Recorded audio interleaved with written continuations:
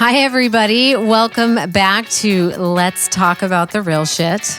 It has actually been a minute since we have been on the microphones. Lori's in the house, too. Hey, peeps. Yay.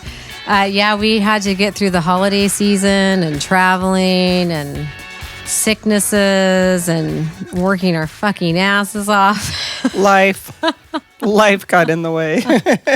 But we're back. Well, this season is tough for a lot of people. We're in Portland, Oregon, so it's been a really rainy winter for us. Super warm, but rainy, dark. So it's been a little tough, not going to lie. So it's good to be back. I am super stoked tonight because we actually are bringing in our good friend Tracy tonight as a guest. Say hi, Tracy. Hi. Or Trace. Tracy. We actually met downstairs in Three Sheets restaurant. Or at least that's where we met. Yes, that's our home office. Totally. Social office. Yeah, it's fun. It's nice just walking downstairs and being able to have a glass of wine and come back up again. You bet. I've met so many people since I moved into this building. Just gathering down the stairs. So yeah, we have too, for sure. And we've actually had a lot of podcasts with a lot of our neighbors and the different stories that we've been sharing, and it's been magical. It actually makes me want to say to you listeners out there, I urge you to try to get to know your neighbors, like all ages, all types. We can all get along, and we just love each other. I mean, this is one of the perks of living here is having such rad neighbors. We actually have built a community. Oh, totally. It's amazing. Right. We built a community in an apartment complex in an urban setting, and it really is pretty special. Yeah. We kind of call it the vortex around here. No, it's actually on an island, and we always say it's hard to get off the island. It's very hard to get off the island. Especially when you have like amazing, cool people around you Right? as your neighbors. Why You leave? just chill out and walk downstairs. And a lot of them are really good cooks too. That's totally true. Right. We just rotate dinners. Right? It's always Hey, good. go meet your neighbors. Have the conversation. It's actually pretty neat. So I'm excited tonight because the reason that we're bringing Tracy on is because of the fact that we are all mutually in that same boat of being extremely passionate about helping the homeless. I've been working a lot lately, and I've been very, very exposed to it just in my face. And I really want to have this discussion tonight about it. But before we get into that, we always start with something positive, set a little intention, and Lori gives her little thought of the day. But she pulled a card today from our affirmations deck. Yes. This year I'm going to be pulling cards from a deck called Affirmators. I've given this as a gift to many of my family and friends this year, and coworkers. And coworkers. Yeah. A lot of my teams have these cards. And I encourage them to all get together and pull a card and start their day with a positive thought. And it also helps build community and gives each other a little bit of insight to who they're working with on a daily basis, spending more time with than their family members for the most part. Yeah. It's fun watching their different reactions, too, of like the cards that they're pulling. Because you make them pull a card when you give it to them. I do. And I make them read it out loud in front of their team. Awesome. I love that. And they're humorous. So they are. It's a way to start your day, not only in a positive mental space, but it makes you laugh. And that's a positive body space to be in. Yeah. So guess what I pulled today, ladies? What? For the three of us, I pulled the card Strength. Yep. Perfect. And I believe the universe talks to me through these cards. Woo-woo or not, that's my belief. So Strength. You are hereby declared a strong, resilient warrior of heroic proportions. Enjoy your battles, whatever they are, because you're guaranteed to come through them stronger, brighter, and more compassionate.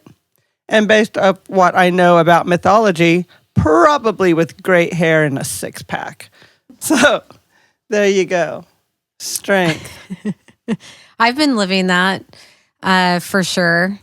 I It's been a really rough winter season for me financially. And it always is because my husband's in the music business. And so this is our slow season. I do Lyft and Uber. It's my slow season. It's really nasty out. And it's been tough. I need to be honest. It's been extremely tough. And, I'm out there exposed all the time to it's nasty out. So it's rainy and cold. So I'm exposed to what people are having to live in and what they're going through. And actually, even on the level of when I get passengers in my car, it's, where they're at too. It's just the energy of the city this time of year has just it's been a heavy one for a lot of people. And 2020, it feels like December, January, and, it was the worst 2 months ever for so many people that were around me. And it was cold and wet. Still is. It is. Well, we've gotten some breaks though, and it's been nice.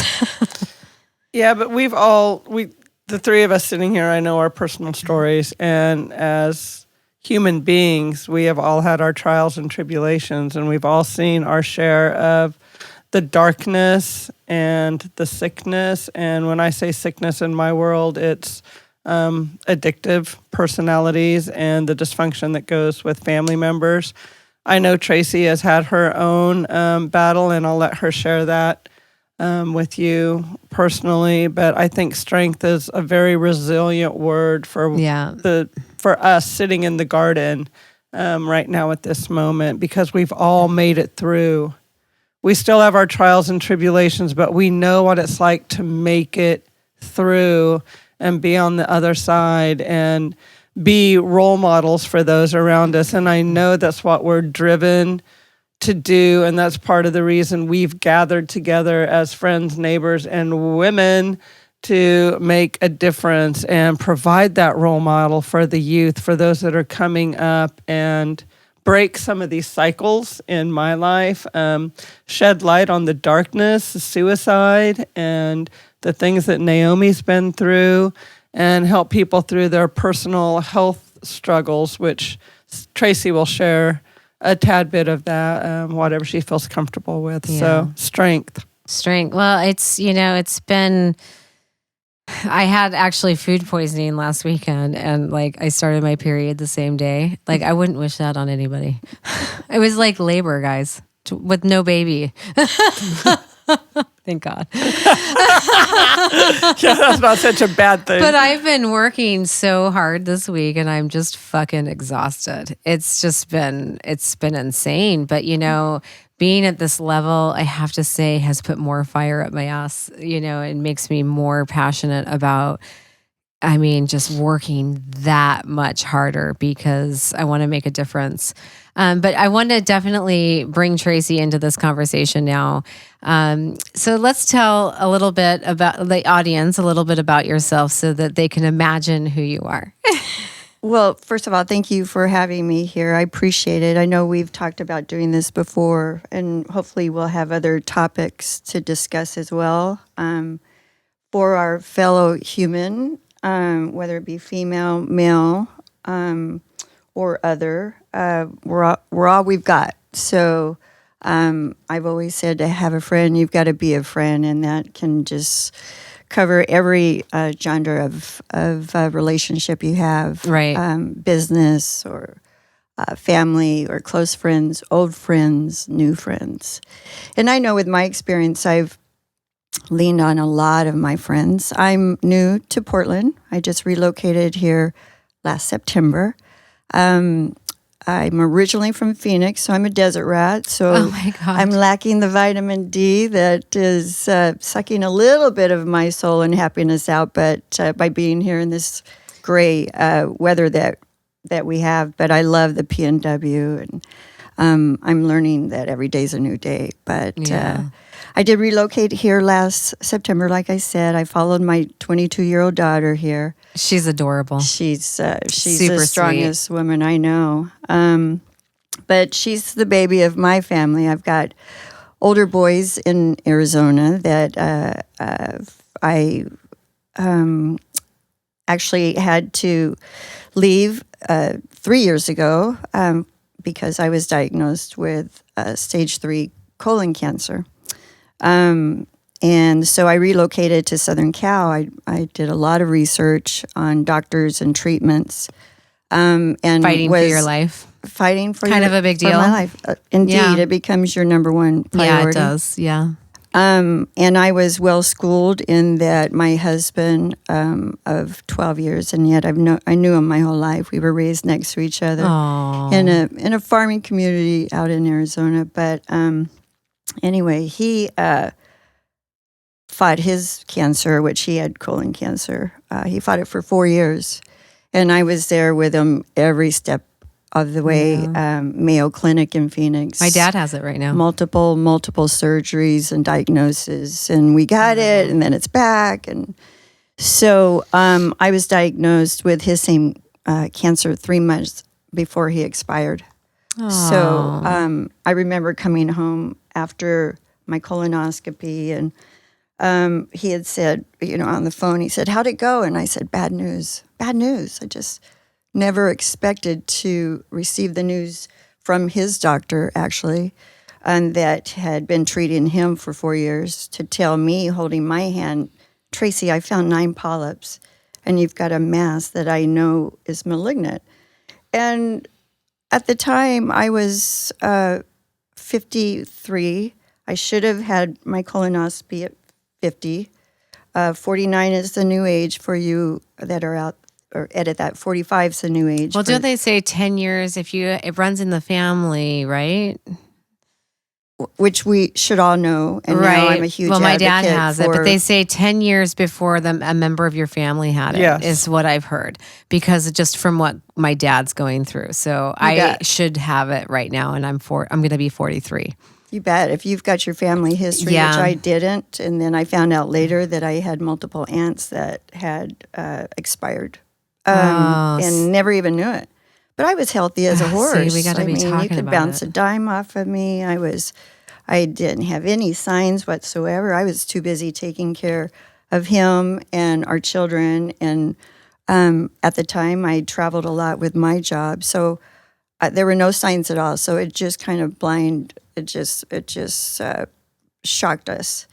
And it hurt his feelings more than it hurt mine, because he said, "I just want to take it out of you and put it into me," Oh. So anyway, I decided to relocate to Southern Cal. My daughter was going to school there, and it was really tough for her because she had been walking that same path with us through Bill's treatments and diagnosis. So anyway, I spent 2 years in Southern Cal, Newport Beach, which wasn't a bad gig. If you're going to be sick, I was, my front door was the Pacific Ocean, and my back was just a cool little bay area. So fought it hard. 9 weeks daily of radiation and 13 rounds of chemo and 2 surgeries. And anyway, it was a total of 2 years. So California saved my life. And at the time, Chloe was going to relocate to Portland,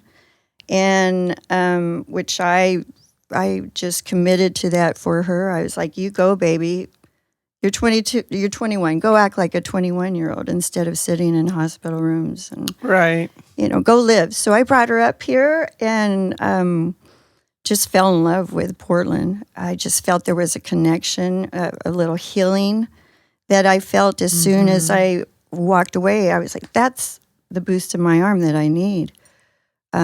Just with the trees and the lakes and the rivers and the beautiful green. Anyway, so I went back to Huntington Beach and sat there for a while, and she's like, "Mom, come on up." And so here I am. I moved into this beautiful complex and just met us. And met you guys. Yeah. Surrounded by love. And we straddle we live on the Columbia River, and we straddle the border of Oregon and Washington. Yeah. And it's a beautiful sight to look out your windows and just see that the river just slowly go by. So actually, Oregon has healed me, where California saved me. Yeah. Oregon has healed me. And I was able to mourn my husband, which I didn't have the time to do. Yeah. Fighting it and being a warrior and Yeah. being strong and by the grace of God and luck and some wonderful doctors, I beat it. And so, yes. So Yay, you, Tracy. if you haven't had a colonoscopy, I tell everybody, get your rear in gear, get your ass checked. Yep. It'll save your life. So another one of our neighbors too, he was telling me about a test too that you can just get even early on. So it's pretty accurate, like 98% accurate, and you get it online. Actually, it's Yes, like a stool but I sample. had my colonoscopy done a year ago because my family also has a history of cancer, and my sister, who is a surgical nurse, she's like, Lori, you have no idea how many people come into the ER for another procedure, and we discovered that they have colon cancer. She said, get your ass in and get it checked. And I did, and my doctor told me that, yes, there is the stool sample that you can take and send in, but if you have an immediate family history, they really recommend that you just do the test so they get It's a okay, I clean, can clear take it up the picture. ass. Indeed. They put you out. You don't even remember. Shit, that You sucks. don't even remember. Taking the fun out of it, always, right? You go, girl. You be you. You tell them, leave me awake if that's what you want to do. I have definitely been known to crack some jokes when my legs were spread because, when in Rome. You're just like, here we are. Let's just laugh. Well, This is lame. it's a little personal, more so. Of course. I mean, we know the types You're of. inviting that in. I mean, ass you're cancer. like, here you That's little ass cancer. I mean, actually, and I failed to say I was actually diagnosed with rectal cancer. So how sexy is that? But of course, So what is the difference between rectal cancer and colon It's cancer? the location of where they actually So find like the further tumor. down, Yeah. like closer So- to your butthole. Just above it. So Oh, wow. one of my dear friends, he expired. Is that from something that you could anal feel? I cancer. mean, not to get gross, I but thought- this is why we have these podcasts. Thank you. I had thought that because when my husband, of course, was diagnosed, I mean, they rootered him. They took everything. He ended up. They took his prostate. They took. Yeah. He ended up with 2 bags. I had just one, and so. The topic of sex and intimacy had to be. We spoke about that at the hospital before we even decided to go with that procedure. But so yes, I mean, initially, me, myself, and I, while I was, let's just say it, taking care of myself one day, I did feel. You did. I did feel a growth or Something not something normal. was not normal. To be honest, people, we should know our bodies. We don't talk about this enough. Right. I mean, Right. we should know our bodies, and I'm Every not orifice. going to apologize for this, but be willing to stick your finger up your ass, and you can. And if you, and just to let people know, you can go to the Rite Aid or wherever, Walgreens, get saline solution enemas. It's so easy. It's okay. You kind of clean yourself out a bit. And then give yourself an exam. I mean, seriously, this is an option. It's not that embarrassing. The directions are on the box. It takes 10, 15 minutes, not tops. Well, we give self breast exams, and We how do, many years and- have they promoted that? So And then the boys do the balls. cough and laugh, whatever. But still, I'm a huge patient advocate now because you've got to save your own life. You've got to get out there. You've got to second guess every doctor, every test, every recommendation. I have to do that myself because through all the doctors and the education that I received for the 4 years with my husband, and then the misdiagnosis that we That's received. a good I thing mean, to you've bring got up. to be on it. You have to be educated. So educate yourself. Question every. You're the aspect, only one every who doc- knows your body. We're the only ones. They don't know how you're feeling. They don't know where you're at. No.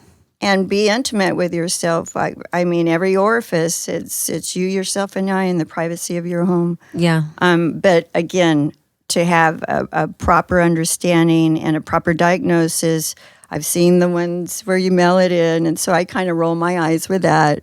Shit in a box, throw it in. I mean, the mail. I'm 43, or not quite 42. So that's Well, why my I'm thinking that right now, that's what I can afford. Initially, yeah. You know, yeah. like right now, that's what I can afford. Right. And right. actually, I can't even afford it right now. But that would, for me right now, if something came back from that, then of course, obviously, start I the would ball need to rolling. go in. It's a first step for sure. Right now, it's something. You bet. It is better than nothing. Indeed. I mean, I don't know if they'll be able to detect the polyps or the actual. Well, I'll fill up there. So This is the real well, I shit. had 9. I was Literally the real shit right Yes. now. I know. But some of whenever- those things can be way up further Yeah. than what you can Of course. feel, right? But, but I mean, like the I colon said. is a long, expansive I'm 43, area. so I'm feeling okay. But So was I. I was healthy Yeah. as a horse. I mean, And it just a word of shocked me. caution, my great-grandfather passed away at the age of 42. So, From colon cancer? yes. Yeah. Really? Yes. Yes. Awesome. Well, Maybe I'll just die soon. I've met many fellow warriors that expired during our friendship and our treatments, and they come from all They're walks, not young old. mothers, older individuals, you name it. There's no discrepancy at all. That it's a terrible disease, and more people, if you find it early, you can save your life, just like any cancer. Any cancer, I should say, but the colon is a incredible working tool, and it's daily. It works for you, and you've got to appreciate it and know your body. And I do. I appreciate everything I put in my mouth, and every time that every time it does its job, because I had 7 inches removed of mine. Yeah. And so I don't have the original manufactured, factory manufactured product in my body. So I still have to watch certain things. But anyway, it's great. It's a great feeling So your diet to is survive stricter, would you say, since? Yes, more so. In that I can't process raw vegetables. I can't drink wine. It's fermented. It just rips my belly up. So I'm still finding things that affect me. But thank goodness I can drink beer like a banshee and eat Mexican Cheers. food. Cheers to Cheers to that. Cheers, to that. cheers, ching, ching. Oh, honey, And being from thank Arizona, you for sharing. I Thank can you for eat sharing. Mexican food. So anyway, but as well, get out there, get your rear in gear, get your ass. Yeah, well, checked. It'll save your life. Just be aware of your bodies, people, because something that I learned recently, because my son went through it and he's 22, is that he got prostate cancer, and he's actually had one of his balls, from what I understand, because he didn't want his mother there with him, removed. But this apparently is extremely common in teenage boys and like 20-year-olds. So it's actually very common. So as girls, we get taught to check our breasts, and I just have to, and it's the colon, the prostate. I mean, and there's so many. It's insane. It's insane what cancer is doing. Mm-hmm. Mm-hmm. I do think that like a shift in cancer is going to be when we shift what we're eating. When we can get rid of grocery stores that are single-use containers, and almost everything that we buy that's not vegetables, even if it's organic at a great store, unless you're going to the farmer's market, that shit did not get here easily. Processed foods, it's just make it easier, quicker, cheaper, and food is the best health care that we can invest into ourselves. I am willing to work super hard, and I buy my dog and cat raw food. And it is so important for me to keep them healthy, because food for them is saving me money in the long run with vet bills. They're going to have a longer life. You bet. Why wouldn't we do that to ourselves? I mean, so we're sitting right now, everybody, because you can't see us yet, but we're sitting in a garden that I have created from a previous podcast with Manny with the light wave technology. So we've created this beautiful space with this garden, and we're sitting under the light right now, and we're getting the benefits of the sun, but none of the bad stuff. And it's February. So hopefully next podcast, you'll actually be able to watch this because we're going to start doing these in video form. So you guys can watch the garden grow with us. But it's a beautiful healing space where we're able to talk about all of this stuff. But I'm growing vegetables and I'm growing herbs. And I recently in Portland, and I'm sure it's not in just Portland, but we had an E. coli breakout even on the romaine lettuce, and they just pulled all lettuce. It was just insane. And we have really come to a place in America specifically, because when you go to Europe, it's different there. You go to a restaurant, they don't follow the same health codes. I just got food poisoning last weekend, so I'm also fired up about that. But we've had E. coli breaks out, the beef here, even in our good grocery store where we trust our meat coming from these farms, right, locally. And they even pulled all the beef because it just had an outbreak. So the things that we're putting into our body are extremely dangerous. So we talk about educating ourselves about our bodies, right? And what's going on.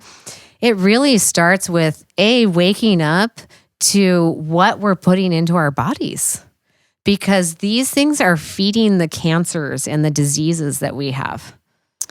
You bet. Sugars feed cancer. Absolutely. Extremely. Are you on?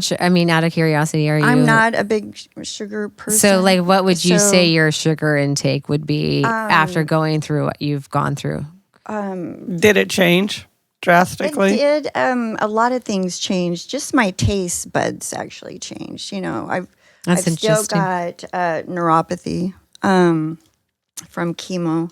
And that has affected my taste buds. What's neuropathy? Neuropathy, it's it's where your nerve endings don't sense things like they normally would. Okay. And sometimes you get tingly feeling. Almost numb? Sometimes you get numbness. Yeah, I can't feel the bottom of my feet right now. I can't feel under my armpit. Yeah. But, okay.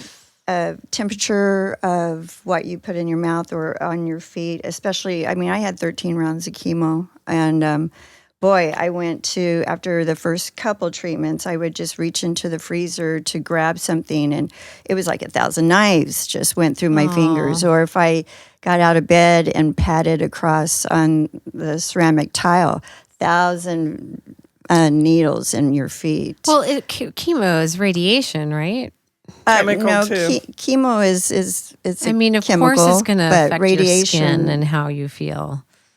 Absolutely. I was able to just warrior through. I didn't have a whole lot of issues. Of course, I was living in California, and I'm in the pot business and the cannabis business, and I found that smoking massive amounts of Mary Jane actually helped me going through the chemo phase of it. I was rarely sick at all. Organic medicine. Totally. Weird. So I believe in that. And CBD, I would have topical CBD ointments that I would use, because through radiation, which it'll burn you internally times 2,000. Yeah. So everything else that you are putting into your body needs to be up there in quality. You bet. And when you go through chemo, of course you don't want to eat, and you don't have an appetite. But every BODY is different, and I say that to everybody. It's like, oh well, so and so said. Well, I understand that, but every BODY is affected differently. Unique. So. For myself, I was very lucky. I was very strong through it.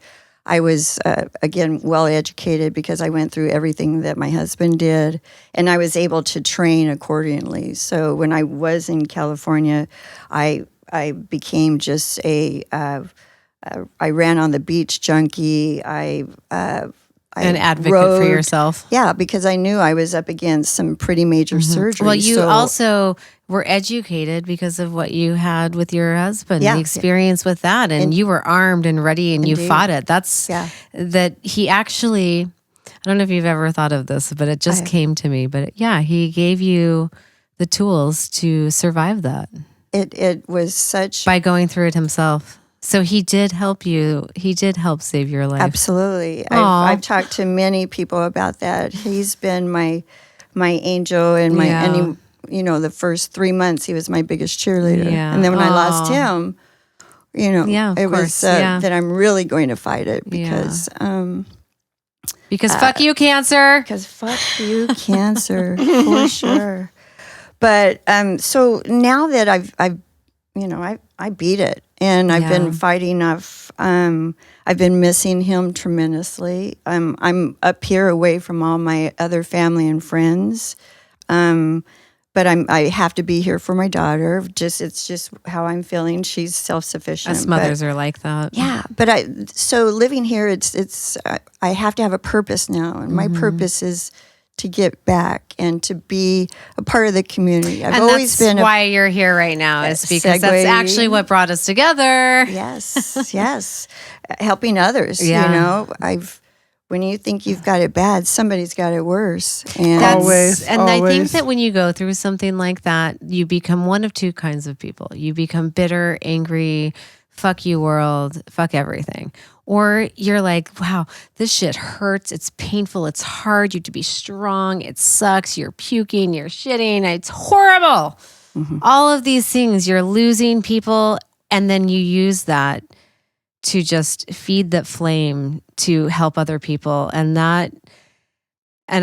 So thank you for doing that, for putting that energy in the direction that, because I am the same way. She is the same way, which is probably why we all are friends. Right. I'm not even going to say probably it is. right, well, we've all got our Change our strengths. words because that's the truth. Because, Right. that we see each other. Like, oh, hi, yes, I see you. Yeah. I see your trauma, your strength. And that's the card, the strength card. Really, look at my tattoos. My strength, fearless. We'll take a picture of her after, warrior, guys, so just- that you guys can see. Fuck cancer. I've got one tattoo that has my husband's ashes in it, Aw. So, and I still have a story to tell. I didn't go through this just to sit back and, start a new job your and just wounds. become, one of the norms. Contained in the fucking box. Yeah, I've got a story. If I can save one life, and you know how you always hear that. If we can save one life, but Right. one life, go have a colonoscopy. I know since Or I've even lived help here, you in the moment, because we talk a lot about strangers and trusting a stranger in a moment that can help you come out of that too. It's like we can do a lot for people by just having that kind of compassion and empathy because of the Compassion. things that you've been going through. And because I was talking about it too. Like, this is hard. It's very It makes humbling. me want to fight harder because it's that hard. yeah, and you got through it. So this, we're getting through it I can still. get through anything now. Bring it, and this isn't the only life lesson that I've had to go through in my 56 years, but it's it's first and foremost right now because I'm just still, I have another test I have to go back for and next month. And so you just start ramping up. It's like, okay, is it back? Is it coming back? And then you've just got to hang in there and sing. I always sing, Tom Petty. It's the waiting is the hardest part, for test results. So I'm always like, it's rock and roll. It's going to be good. And so after, years of hearing, well, it's back, or we got it. Oh, it's back, or we got it. That's very disheartening. It breaks your heart every time. And to ramp up for these tests, these checkups, it's a moment that only I can experience and feel. But dude, as soon as it's like you're clear, then it's like whoo-hoo, rock and roll, Gucci goo. What's next? Now let me get out there and be somebody. Now that I know I'm living, and it's not back, I've given myself a year. Just in case, because the last thing I want to do is to throw my hat into the ring and say, okay, we're fighting. And then, oops, Tracy's sick again. Mm-hmm. So I had to be fully committed. I had to fully be over my husband's death. I mean, I wasn't able to mourn him when I was fighting for it, so I'm past that, missing him still every day. But now I need to give back, and I'm also going to be, and I have volunteered at OHSU in their cancer center.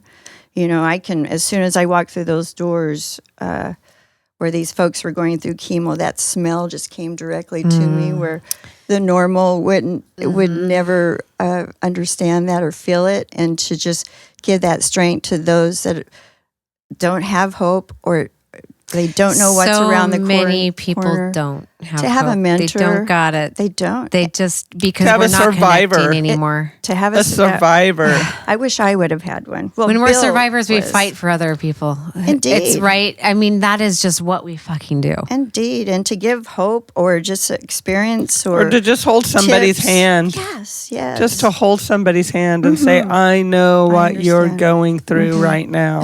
empathy, It's like compassion. remind each other to breathe, right? It really makes all the difference. So You're not alone. You're not alone. So, and as I was downtown, my daughter lives down the Pearl District. She lives on NATO Parkway, and it's right by the depot. And So that's like right on the waterfront in Portland, Right on the downtown, waterfront. guys. Like the train station, the where the Greyhound used to be, but they closed down because of the homeless took situation. over. They're The everywhere. homeless actually Yes. took over the Greyhound station in Portland, guys. Indeed. And there's a treatment happened. center there as well. So you've got a whole mixture of lost souls. And And that place is brand new, right? That treatment center? Like they just because it's been under construction. I'm a driver. Yeah. It's been under construction forever, and it just opened up. I don't have the facts on that. I know that it's in the neighborhood, and there's Yeah. a lot of troubled souls. So that's what happened is like, so the Greyhound was across the street, and then you got the train station, and then this new building was going up, construction for years. And this is a very major hub in Portland for the homeless to be. And it's you're around it. You're circled by it. And now it's a treatment center has opened up, and it hasn't changed as far as how many people are still outside of that building and area, except for the fact that it's become so bad now that they have actually taken over the Greyhound station. And now the Greyhound station is off the sidewalk a little bit further down now. And they've moved the buses out too. I've actually spoke with some drivers in Greyhound because of my job. And he says, yeah, I can't do this anymore. We literally have no place to go. And the homeless are actually not allowed to come into that area right now. well, And so this is a big issue, you guys, that I get to see every fucking day with the homeless. well, if you drive anywhere on the 5 or downtown, Anywhere in Tent Portland City, proper. little condos, they'll pop up on the corner. And some of them are in communities. A lot of them are just still on the sidewalks. And So your daughter's though working at that treatment center right now? What is she? No, she Oh, lives okay. down there. Oh, she So lives down there. Here I am, Gotcha. her mother, and she walks a lot, and I'm in her neighborhood, and they're everywhere, and so So you're concerned. You are Absolutely. absolutely concerned for your child, Scared who's for actually her. a young adult. and young, and she weighs like 110 pounds. She may be small, but she can hit that ball, and she thinks she's a warrior, but still, she's my beautiful little 22-year-old blonde. I'm 110 pounds and I carry a bear mace. Well, yeah, I'm I've given her serious. every tool there is. So, and the stories that she shares with me, and those that she won't, because I'm just like, please lift home, don't walk at night. And so, anyway, she's lived there's here rules. a year and a half. It's like that in LA too, San Francisco, Right, everywhere. right. I mean, these big cities, you got to be aware of your Yeah. surroundings as a Yeah, man she too. is. It's not even just women anymore. You've got Yeah. to be aware of your surroundings because people are desperate in that situation. And she always shares with me, well, Mom, it's my attitude that gets me through it, because I'm tough. I walk with, toughness, and I know I've already been approached by individuals for money or otherwise, and you've got to be consistent and say no and walk on. But It's still imagine scary. yourself being that individual going up to a 22-year-old young girl and asking for money, just the desperation that these folks have. That's not what I'm worried about. Your daughter is the ones that are mentally ill on crazy drugs, because the drugs on the streets right now are fucking crazy. Right. Oh, yeah. Yeah. Well, that's the only thing that they share with each other, too. That's where the communities are built. That's where they get to know each other. That's where they get their sales, their product, their drugs. And a lot of that happens at night, like the Omega Man, Charlton Heston, they all come out at night. So with Chloe, she's aware of everything. She knows what the police can and can't do, which their hands are tied. She's street savvy. She's street savvy. So, but again, you always have to be aware of where you're at. I do have to add this because I think that this is very valid and very important. I'm a mom too, but I have a son. But my best friend in all the land, she's one of the toughest bitches you'll ever fucking meet. Street smarts, hop trains, amazing woman. And this woman has still been raped recently from all of the fucking goddamn experiences that she's had. So even though you may have that attitude, because I'm 110 pounds and I still carry fucking bear mace, because a bear mace will put a fucker down and I can get away. So this is the reality, people, that we're living in. And it's not, we're not saying, oh, it's the homeless. We're saying this is the fact that people are wandering the streets that are so fucked up on drugs, so mentally ill, so lost, that it is becoming an unsafe and unsanitary environment for us to exist in. You're worried about your daughter. I'm saying, even though she's got that attitude, please have her come and have a conversation with me, because when you've gone through it, I've lived in LA, I have also been raped. When you've gone through that shit, you got to have the conversation. I understand. So this goes into where we are with the homeless. Like, it leads into our conversation a little bit, you guys. And this is really, thank you for being so open with us tonight, Tracy. Well, I love appreciate how conversations naturally go. And this is actually what it would be like to have a conversation, guys, with your neighbors. And this is the real shit right here. Well, yeah. Being honest. Getting to know each other, Absolutely. We all have our stories, and it just builds a foundation of friendship by just being, because 2 ears outnumber one mouth, and to be a listener more than interjecting your thought, or just to be able to have somebody to talk to and hear you. Yeah, it's everything. Yeah, so. Well, we're all fighters. Well, and I think that we're all, at least for me, and I think for both of you too, we're all at this stage in our life where we have survived certain aspects of life in general. And I also believe there's a community out there that's waking up, and they're tired of being stuck in Groundhog Day, and they're tired of having conversations through their phone, and they're tired of just stepping over the homeless now. We've done it for 3 or 4 or 5 years here in Portland. Yes, but desensitized, yes, but I think we're getting beyond desensitized, and now it's like we're waking up to it again, and we're saying, okay, enough. This shit has got to stop. Somebody has got to come together and do something, because our leaders are not doing anything. And like you like to say, it's the power of the people, and it's time for the people to wake the fuck up. Yes. Get together, have conversations with each other, eyeball to eyeball. And let's come together and solve some of these problems. That's what we're put on the earth for. And especially those of us that have survived and have stories to tell, because those stories are another word, and that's called wisdom. Mm-hmm. Wisdom. We have wisdom to share with each other. And your wisdom is different than my wisdom. Mm-hmm. And I learn from you, and you learn from me, even though we're in the same age category and same gender. And our experiences are so different that we get to learn from each other. And it's time to wake the fuck up, people, and use your ears and start listening. And then use your bodies and start doing. That's what we need to do. Action. Well, it's action. So I'm extremely, extremely passionate about this.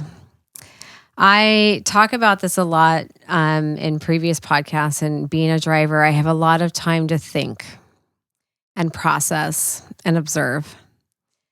And in this last 2 years, and I would say more hyper focused on the homeless thing, and it goes even beyond that, but I've been very hyper focused on the homeless situation, not a situation, the homeless crisis that we are now facing. And I know that Portland, Oregon is not the only place that is facing this right now. So like Lori was saying, and I talk about this a lot. So when you ask the question, how do we help the homeless? Okay, so we are talking about a huge subject here.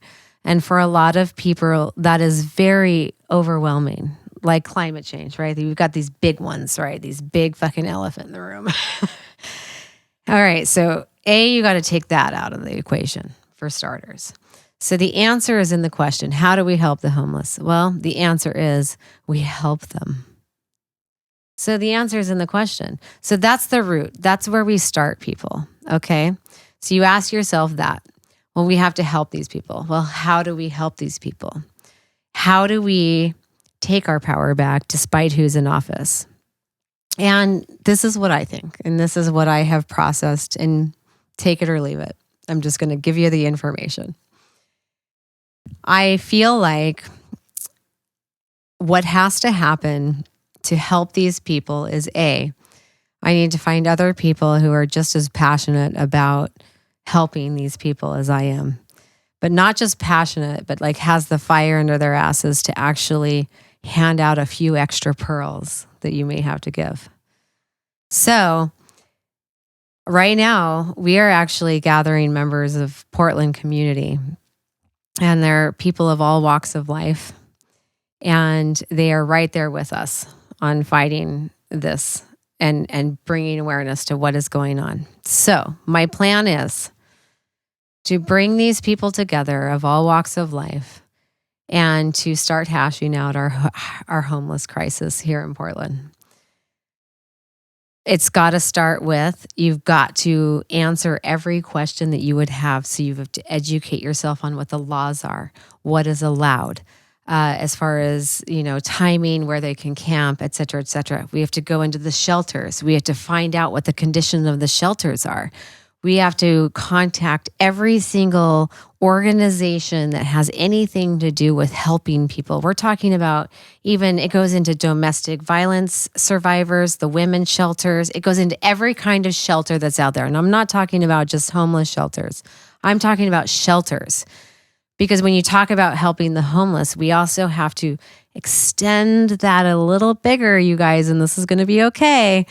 But we have to keep an eye out on the people who are on the verge of fucking losing everything and being almost homeless. So we got to keep everybody in their homes, help the people in the in-between, and we have to help the homeless. Yeah. We can do this, you guys. It's possible. They don't want to be homeless. No.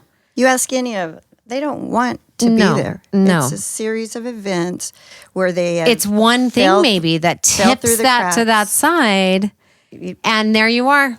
Another story. And that is what you have to experience. Mm-hmm. And so when you're talking about it, you have to realize it's individual cases. We're dealing with drug addiction. We're dealing with mental illness. We're dealing with people who are just fucking unable to survive because shit's too expensive.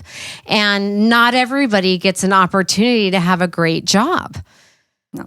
So my plan is to be able to bring us together, to start educating ourselves, bringing it all together, having a space where the public can be educated about it. I also want to take pictures because I want people to see what I fucking see every day, every fucking day. Well, that's how I actually became aware of organizations and groups that are doing that. I was able to meet some locals here that are part of the cleanup of the island. There's a whole committee that's involved. They're involved with the local police department, and they're volunteers, but they've got the eyes on the road. They've got membership that goes to every aspect of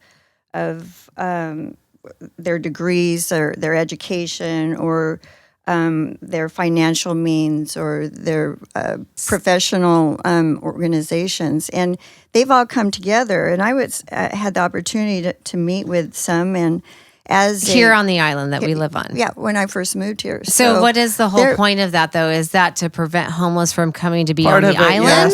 yes. And it's really changed a lot because they've got a advisory board. Does and that they're change because the law that are set in place right now is that they can pop a squat in certain places, Indeed. and there ain't shit we can do about it. Indeed. Well, so I'm just curious to how the committee and the community on the island is different from Portland itself. They've communicated with the homeless, and they have advocates within the homeless community that help keep the camps in confined areas. As well, they've got a watch group for crime, and they're all very aware of the crimes that a lot of folks that are homeless create. And so they've got a big push and a volunteer program for that. They've got organizations where they make donations and then assist those that they see on the corner down the road. And and by getting to know them, I learned a little bit about the government. And this is where it really set a fire underneath my backside, is that the studies that initially the studies that were made for the bridge that's going over the 5, millions of dollars were wasted in just engineering and studies that the government paid for, and nothing was done. So then whenever I was told that there was a jail that was built in 2004, paid for the taxpayers at the tune of $58 million. And not one prisoner's been in it. It was never, the doors were never opened because they did not do these long-term studies of describing or finding the funds to run the facility, so they just shut it down. Oh my God. Now, I'm in the construction business and the architectural field, and so just how they were able to build this facility and leave it vacant for so long, it's just mind-blowing to me. Where's the long-range goals? Why is our government allowing this to happen? Well, that's part of what we're doing, is trying to find out. It's taking the government's not doing shit. We're taking our power back. Which is why that's I'm so proud. What I'm discovering is that the Absolutely. people of Portland are actually ready to fucking soldier through this, figure it out, help these people. And that is, we definitely wanted to talk to you about that tonight specifically, because the word on the street with this prison is that they don't know what the fuck's going on. Like, oh, I thought that they were going to try to open this up for the prison, like for the homeless, right? This was what was going to happen. And then that's all they know. It's happening, guys. Okay, so yeah, let's tell them about that. You bet. Well, last October, one of the local, which I've yet to meet him, but he's quite well known here, Mr. Schnitzer, Jordan Schnitzer, pardon me. He purchased the jail for $5 million. He was going to demo it and build warehouses. He's very successful in the steel company. It's a great location where down by the depots. So, and it was a week before, I understand, he was going to sign the papers to demo it, that he was at a function and was able to speak with a couple senators and some advocates that were a part of this Helping Hands organization. And they met with him, and what is the senator's name? I can't think of her name right now. Sorry, I don't have that information. But anyway, she proposed this idea that perhaps he would donate the facility back, and we can be a part of that, of providing for the homeless. And so he said, give me a task group. I'll give you a month to go out and plan this and come back to me, and I won't demo it, and I'll give the building back. So they had a month? They had a month to prepare this, in which they did. They've got a group. They've got a group now that has organized individuals and private companies, private providers that have already donated the monies that it'll take to renovate this facility and run it for a year. They had proposed that budget for, they have a 2-year budget, a 4-year budget, a 6-year budget. We've already met that budget, that 2-year budget, within a month. And I was invited to be a part of a small group that toured the facility. And now they are opening tours for the public. And once you go in and you feel the vibe of that location and you hear the stories of those individuals that have been on the street and have survived and have a real longing and a care to help others, when you're a part of that, it just grows and hope just grows, and you become a believer. Yeah. Tracy, can you send people to the website? Absolutely. It's on Facebook as well, but the organization is called Helping Hands, and it's a reentry outreach center. They've got 4 facilities already here in Oregon. And let me give you that website or that their website. One moment here. So I was looking a little bit about Helping Hands, and it's a very interesting story of how that organization started. It actually started from a homeless person in Astoria, I believe. Yes. Along the coast. Aww. And try as he might, just to put his story in a little bit of a nutshell, try as he might to figure out how to get himself out of a homeless situation. He figured out that there is a place in American society where you can get 3 hots and a cot, and that is called jail. And he went in and out of the jail system since he was 13. His name is Alan Evans, and he is an inspiration. You know, you're attracted to some people, and they just have this vibe about him. He's that kind of a man. So that's his strength in his struggle. But back to your 2 ears, 1 mouth. Mm-hmm.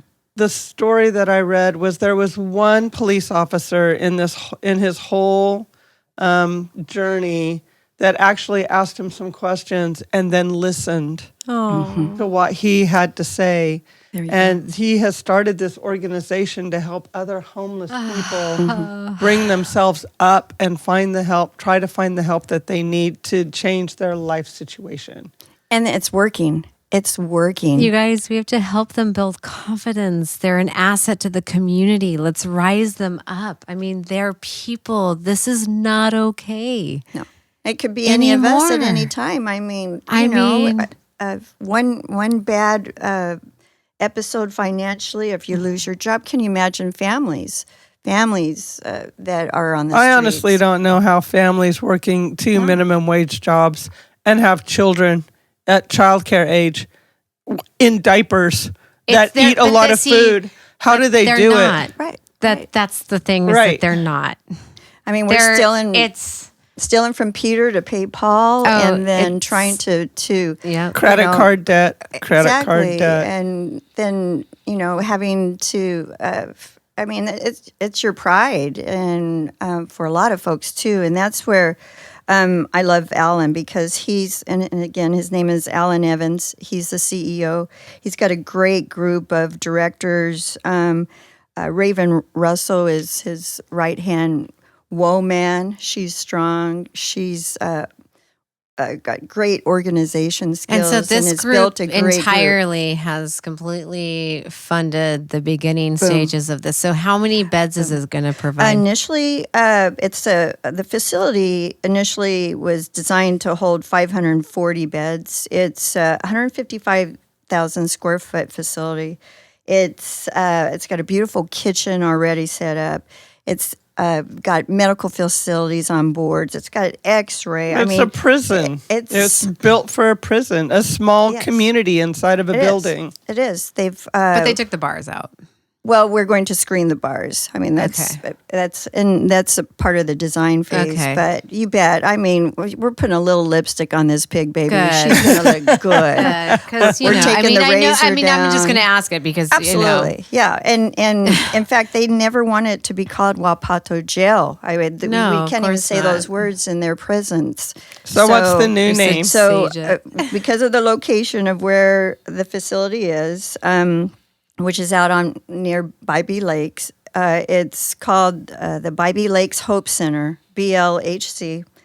It's going to be a facility that's data driven, and this is one of the keys that Allen has. They've got data. Every individual that they bring in has to be screened and processed, and they're touched more than once. So they've got somebody behind them that is recommending this individual to come into the facility to rehabilitate, to train, and to release. So, and it's just such a successful program that they've got. The model will work at this facility. They've already have 4 other treatment. So it's not just a shelter. No, This is a place where people can actually transformation transition center. into a different life for themselves, like building confidence, Yes. giving them a space, safe place. So we actually looked up some statistics. So if it's going to be over 400 beds, is that what you said? Initially, it's going to start small. We've got. We're going to bring in 228 male and female, Oh, okay. and then families too. So, initially 240 beds. It's probably a good way to just ease into it a little bit multiple because phases. over 400 would be a lot of work initially. It's a large facility, so but it's really neat that they're going to pull the razor down. They're going to open up. There's acreage there too, so they have plans, Gardens. and they have plans for gardening, providing their own food, and then providing.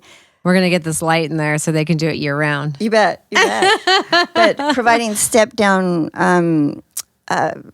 small homes out that would give them a segue to actually move back into a facility. Well, because that's also part of, like, I was kind of going into my plan a little bit, but just to wrap that up, that's my vision for the city, is to find out what properties the government owns. There's other communities in other places in the U.S. that have successfully fought their counties and demanded tiny home communities with gardens. So with this, with this building, we'll just stop calling it a prison now. Yes. With this place for hope. This is incredible. This is one of those steps towards that. And Indeed. Thank you, Portland community, for any of you who have donated to that. That's very amazing. And keep doing that. That's amazing. Thank you. You betcha. But we're going to expand it. We need more of those things. So can I share just a few things from the website? One thing I'm liking that I'm seeing right now is they're calling this a trauma-informed, data-driven homeless re-entry. Yeah, that's what we need. Re-entry. We need more of these. And they're calling it love, respect, and a safe place to heal. There's going to be random drug screenings. It's mandatory that you're clean and sober. Great. Yeah, they're referral only. Initially, they will provide help for those that are referred only by other agencies. So they're already on their way. Yeah, referral. Great. Referral from mental health, addiction, Faith communities. faith, fire, police, Yeah, so you Awesome. know they're on their way. employment services, and more. This is what I'm talking Exciting. about. This is change, people. It's This tried is and the true. community and people taking their power back. And you know what? People who doubt other people who can make this kind of change can go fuck themselves, because the man who started this started off on the fucking streets. He did. Everybody knows who Greta is, right? We all know who that little one is. I mean, you can make a difference. The power's in the people. Indeed. And what is so cool about it is that he's like the Pied Piper. Like I said, he's just got that aura about him.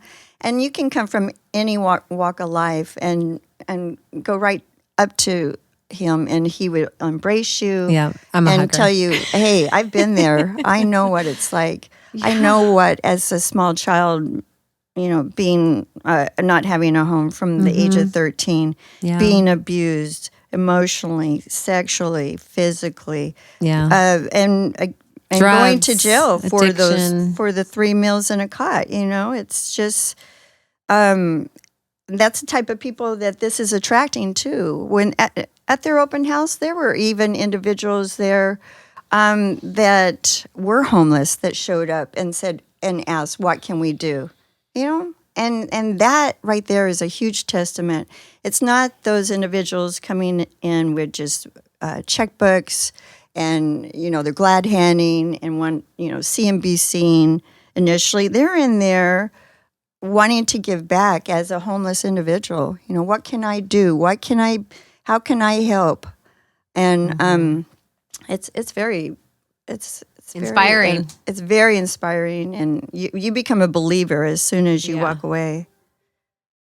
And I think this helps us to realize, I think, at least my perspective, and I think when people talk about homelessness globally, it's the people that are drug addicted and that are kind of making a scene, or they're the ones that are seen on the streets, right? They're in our face more than, quote, the hidden homeless, which are the mothers and the children that are trying to just exist quietly in their tent, or the male that's lost his job and he just can't make it anymore, so now he's in a tent.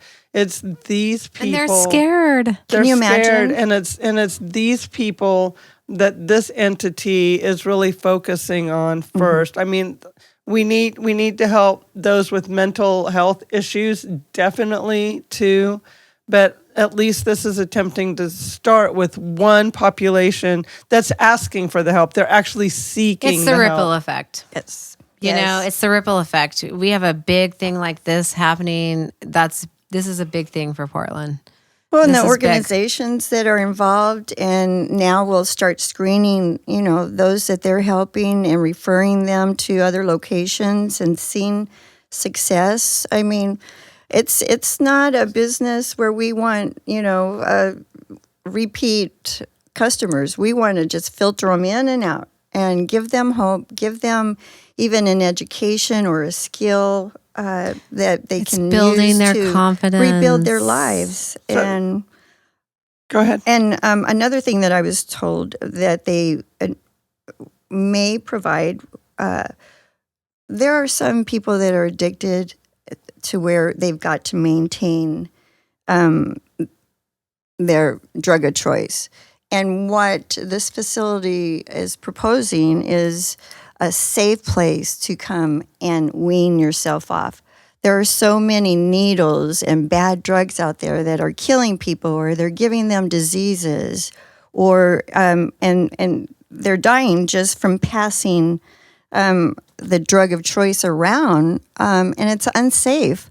So if you have a safe place to come, knowing that you've got this problem and you need to eventually wean yourself off or No, step you off. can't eventually wean yourself off. You've got to wean yourself Well, off. of course. But those that are struggling more so, I get it. come to a safe environment here, and we'll be able to medically provided give you a safe and environment where you can eventually So what does recover. that exactly mean? Sure. So does that mean that, like, if you're on meth, I can come in there and I want to get off of meth? medically provided. And again, I don't want to overspeak. Medical people can provide meth for you, or are you bringing your drugs in from the street? I'm sorry, but these are the hard questions. It is. This is the real shit. And this is, of course, they're going to offer so many different tools Programs. for for everybody to use. But I met a gentleman there that is proposing this to the group.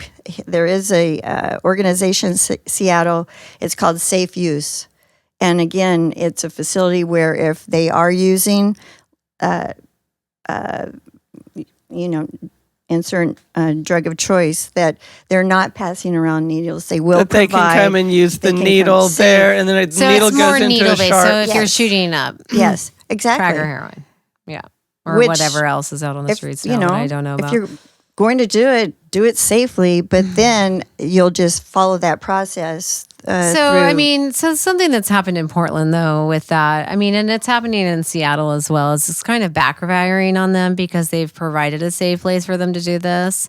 And the whole point of it is to prevent the diseases and et cetera, et cetera. But I don't know.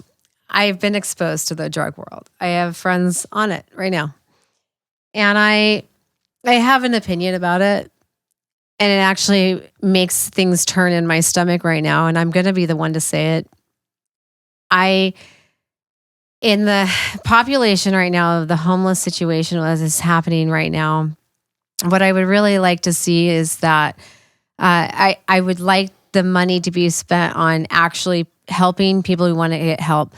I question people who are on that kind of drug level, like if they want help or not. Because and hear me out. And this is the hard shit, you guys, right? We are limited on our budget. There are people that could really benefit from this that are not on drugs. And I have a very good friend that's on heroin, and I rarely hear from her, but every once in a while I hear from her, and I know she's alive. I love her. I don't talk to her. I don't really do things with her. Obviously, she's in a different place right now, and it breaks my fucking heart seeing her there. I don't think that it's okay to have a place where there's a nurse on staff and you are allowed to just shoot up this drug. I think that there's a different way of doing that. I think that there's a better way that we can come up with, because there are real people that are in need right now that are really putting in the battle, and they're on the streets and they're fucking sober. They're on the streets and their moms and their dads and their kids are now on the streets. These people fucking have fought. And yes, I do understand addiction and I get it. I'm not disheartened, and I'm not but I'm bringing this up because I know that I'm not the only one who's thinking it. Indeed. And again, this is just an avenue that leads to an option. Not that will happen at but the I bring it up because it has how I feel. We have to speak about it too. This is going to be a sober facility, so with random drug testing. Absolutely. Yeah. I mean, everybody. That's what I read. Everybody will have a mentor. Everybody will be screened. Everybody will be watched. No sexual offenders will be allowed on campus. Because we will have women and children, and men. I mean, we have to be safe for the men and actually for the offenders. So, that's just part of the screening process and bringing them into a safe environment so they can get back on their feet. I would like to bring that person in and talk to them about that. I have his name. So, do they have a proposed doors open date? Well, with the monies now that are just baffling everybody. We've already met the budget. I saw 2.5 has already been raised. Already. 2.5 awesome. million. Right. And they were looking for this summer. They just announced the project management team, which is going to come in and renovate phase 1. That's already in the works. So now we're just waiting for them to do their schematics and their timeline and when we'll be able to. So they need to get the physical plant ready. Right. Okay. Yeah. Which if you walk through it, you can eat off the floor. I mean, it's beautiful. You showed us pictures. It's a tight facility. But nice. It needs its lipstick. This little pig needs a little lipstick. We need so it doesn't look like a jail. Colors, screen. So again, what's the idea date for opening? Do they know? I haven't We don't know. We can just refer to the website. Until the team gets together, I'm sure they'll publish that. But Yeah. and I don't want. There's work to be done, so it's not Yeah. It's not like coming But it's end of happening. February. It's coming. It's coming. It's coming, and So initially, stay tuned for that, it was people. going We'll to- let you know. You bet. And we can answer those questions because let me give you a few dates of open house to the public.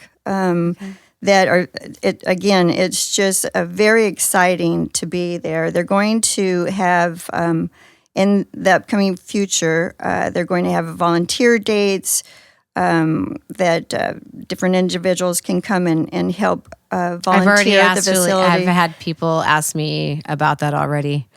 Can I volunteer there? Absolutely, you Yeah. betcha. There's I told them to tune in.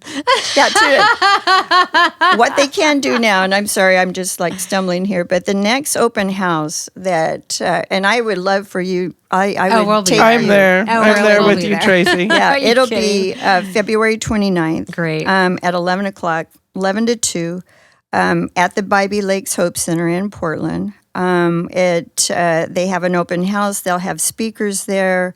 You'll be able to tour. This is the second public tour.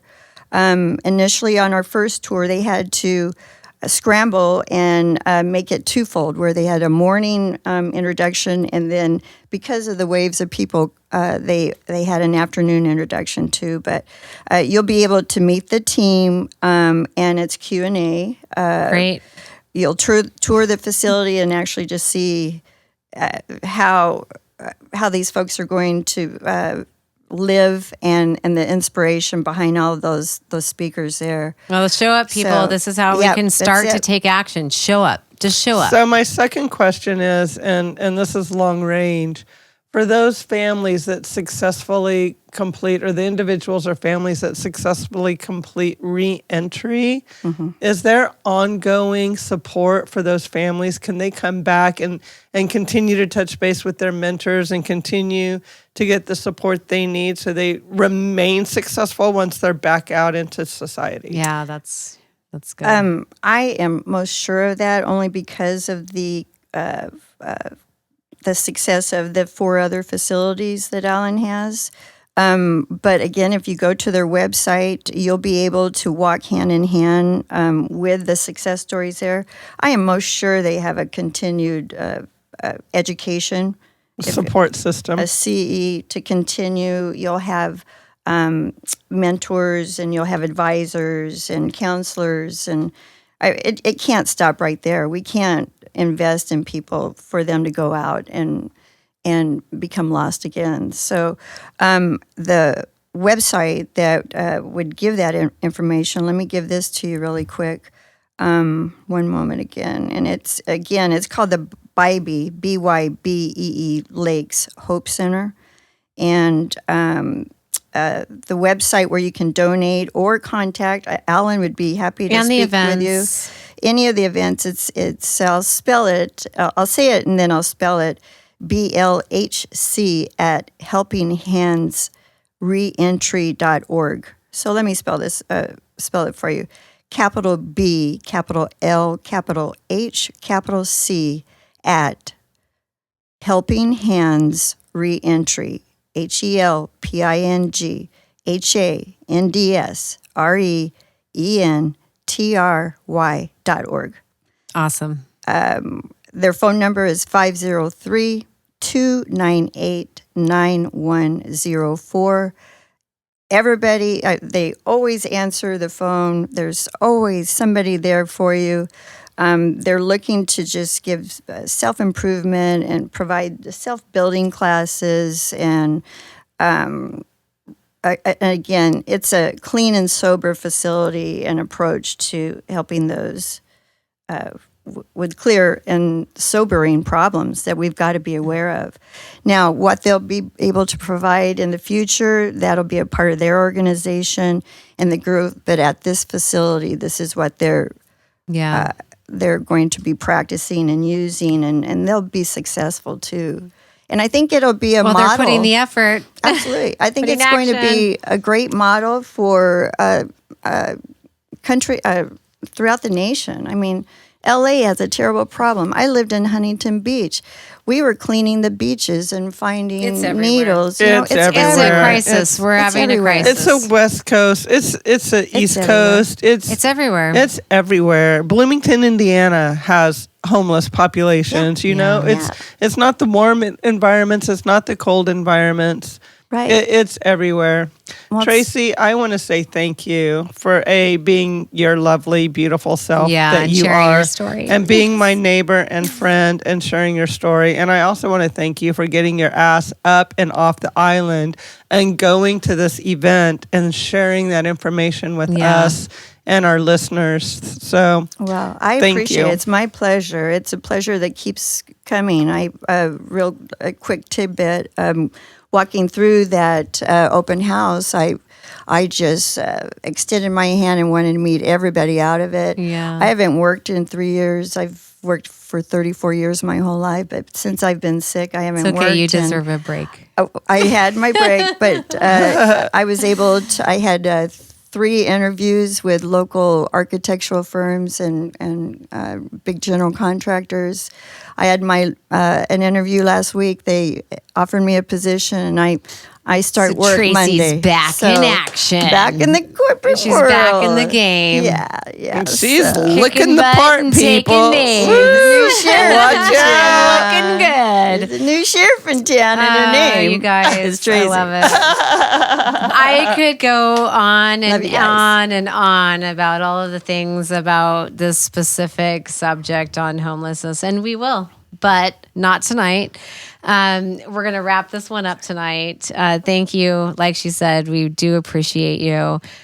We do like to end our podcast with something great or something positive or something that you just epiphany or something that you've learned in the week at the end. And do you have anything that's popped do up? I into, have I'll let things. you start.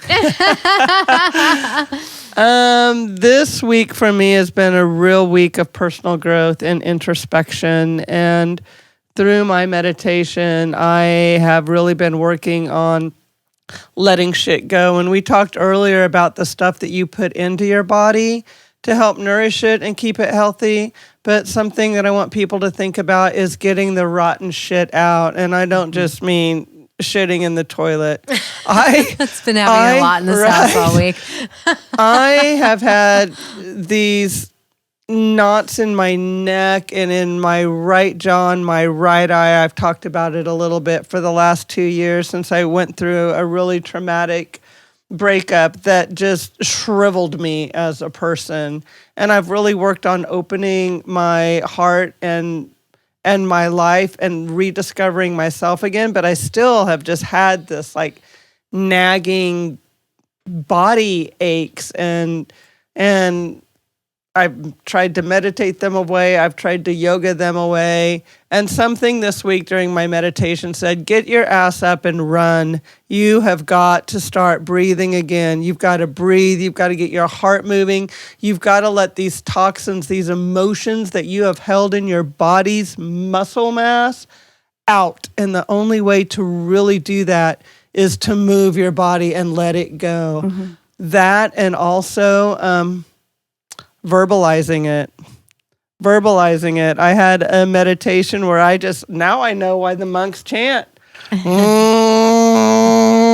That's anger. That's frustration. That's, I don't know, people in my life. And I had a thought of a negative emotion and I just sat there and I found what I felt was the vibration of that energy and I just let it out. I vocalized it and it has made such a world of difference. So vocalize, use your breath, use your voice, use your arms and legs, get your asses out there and move and get the shit out of your body. Right on. Indeed. Have you been doing that? I Since that have meditation. ran every day -2 since February 1st. Yay. I'm doing 2.3 miles, 2.5 miles. Good, and because then we're last training for the night, money dash. true. And last night I kept my phone on me while I was dancing after I ran 5.6 miles of activity yesterday. People, dancing counts. Yeah. Dancing does count. Dancing Does counts. A lot of count. steps. A lot of steps. Let it out. Yeah. Let it out. Tracy, do you have anything cool, like a little story or anything amazing that's happened to you this week? Well, just sharing about this new position. Well, you got hired. I got hired. Yeah. So and that's She's back. Yeah. Watch out, Portland. One of the things that I've always shared with close individuals, it's like, I'm damaged goods. I am damaged goods, bro, internally all are. and emotionally, physically, emotionally. And I've stopped saying that now because physically I'm on top of my game. I feel better than I have in years. Yeah. So thank you, baby Jesus, for the cancer, because I feel better than I've ever felt. I'm more aware of what I intake and what I do and how I exercise and how I relieve myself then from this grief, because emotionally, I'm still fucked up about that, losing Bill and just in reflection, it's like childbirth. You forget the pain, but emotionally it's there. Like, what if it comes back? What am I going to do? And exercise is one of the things that always peels that away from me. It's the endorphins. It's, the physical sweat. I'm getting back in the gym tomorrow. The heavy breathing, just talking about it. And so finally letting myself go and accepting these positions and know that I'm wanted. I had the clarity to sit there and I said, I am the woman for your job. I'm good at what I do. Oh, you put I value can on help yourself. you. Yeah, and to reaffirm yourself with that after going, man, I got chemo brain. I used to be a public speaker, one of my last positions, and I'm like, I can't remember the word and or the, much less hit the topic and have anything worthwhile that I represent a company for. I felt like I was doing them a misservice. But now all of that has switched since I have become a believer here locally. They've believed in me. They offered me a position. I'm going to work on Monday, and I'm just so thankful. It's just it all came together. all the things. Everything came together. And as I was driving down to the Bybee Lakes, I was raised in a Christian family, and I've questioned God. I've questioned her so much lately. It's like, how could you allow bad things happen to good people? And so I just reached out and I said, I'm here. Use me. You always ask for forgiveness later, but I'm like, use me. Help me be a tool to be a better and person. that's why, because we have to learn the lessons so we can help other people. Yes. And you've got to hear. You've got to really be silent and listen to, because I've got questions out the yin yang, but just to hear that faint answer going, you can do it, and to apply it and do it. I'm full. I mean, I can't wait to walk in the door. And you're loved and you're worth it. Yeah, because so many times you're your worst critic, you're your worst enemy. Or your ego. Or Yak. And indeed, and missing people and not being a part of a new community. So I want to get out. I want to meet people. This is my new community. I'm staying in Portland. I'm staying here. I'm here to give back. So I'd love to talk another time about it's a great city. That. It's primed for change. Yeah. We want it. There's soldiers ready to go. The major soldiers that are warriors in life. Mm-hmm. Yeah. That's who we're helping. So I have just had a rough week. It's been hard. The only thing that has gotten me through it is my ability to have mind over matter, because physically I have been weak. It has been hard. And the only reason I've gotten through it is because of my own mind. And music for me has brought the best people in my life and has saved me numerous times. And so if you want to know how, or I guess the groove that has just brought me back to zero, it is Finley Quay. It's Finley, Finley, and Quay is Quaye. And a couple of his songs have just been not only amazing for me, but actually have been sharing it with a lot of people, because that's just where I'm at, to keep going sometimes, to keep driving.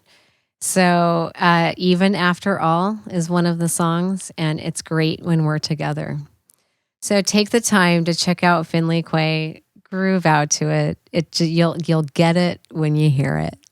And that's, to be quite honest, that's what I have to share this week, is just my ability to be able to keep going, to stay strong, and to keep going. And Keep swimming, just keep swimming. And it's been rainy. I'm like, just keep swimming. We're behind you, sister. Yeah, all the way. yeah. All the way. I mean, you know what? That's part of this. It's great to be able to come home today and to have already put a full day of work in, but to be able to sit with you girls has been fun. I'm so passionate about this because, like I said, I'm exposed to the people that are hurting. I see it every single day. They're in my car. It's crossing your path, insane. literally. It's happening, you guys, and I won't even go into some of the stories, but it's been a crazy week with you guys out there in Portland. I love you, and so yeah. You guys, we're going to wrap it up. So thank you for coming and listening. And we are really at a crucial stage in building our company. And, whether you like us or not, we definitely need the support. Subscribe to our podcast, check us out. We actually, we have a lot of we have a lot of trouble, I guess, getting into things because of our name, The Real Shit. And let's just get over that, guys. Like, shit is no longer a swear word. Come on. It's like when dang was a swear word, It's like, come on, we're there. Shit's not a swear word anymore. Let's go back there. So we just struggle with Facebook, because of the, they don't want us to run ads. iTunes didn't want us to put our podcast up, but you know what? We found a fucking loophole. So now you can subscribe to us on iTunes at The Reels Hit. Would you like to spell that, Naomi? The real. But actually, feces. my husband said that if you type in The Real Shit, it actually pulls it up too. It does. So that's the loophole. So there you guys go. Fuck yeah. Fuck censorship. Like, this is the real shit. We're having these conversations. We hear it every day. Pardon me, mother. I understand you don't swear. I get it. But this is the life that we are leading, and it's hard. It's not easy. And we are totally allowed to say shit and fuck. So please subscribe to us. Share us. Like I said, we don't get the ability to just have ad campaigns and stuff, but we're definitely trying to get this information out to you guys. We feel like it's crucial. I'm passionate about this. We're active. We're putting action into everything that we're talking about. Like I said, we're sitting in the garden right now, which you guys will be able to tune in hopefully this next week so that you can actually watch the garden grow with us. So it's all very special, all of the things. So remember to check out therealshit.net. Please do what you can in your community. Wake up, make those changes. Like we said, the power's in the people. We make that choice. But one more thing, spend the time with yourself before you start each day. If you have to wake up earlier, I promise you it is worth it. Because when you can nurture your being and yourself at the beginning of the day for an hour and a half, wake up, walk your dog, make tea, meditate, go on a walk, whatever it may be. Life is short and life is really hard. And we are armed with so much more strength when we allow ourselves the time with ourselves at the beginning of the day. So that's just my little bit of advice for you guys out there. Therealshit.net. Thank you. And don't forget to be a nice hole.